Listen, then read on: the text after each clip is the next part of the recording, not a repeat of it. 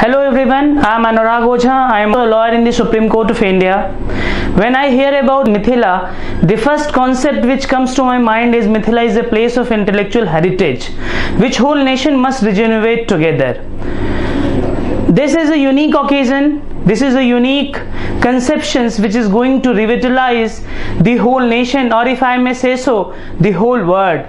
The concept of Swaraj Sabha, which is going to be organized on 25th of June 2017, is a unique conglomeration of all those individuals who have their roots in India, not only those who belongs to Mithila alone.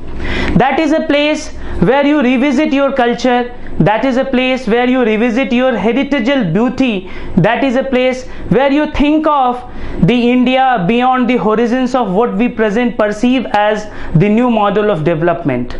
The Mithila and this conception has a unique tradition, has a unique value, and has a unique revitalizing force for our connection with the people. That is not the place where you meet with people, that is a place where you meet with hearts. So it is a place where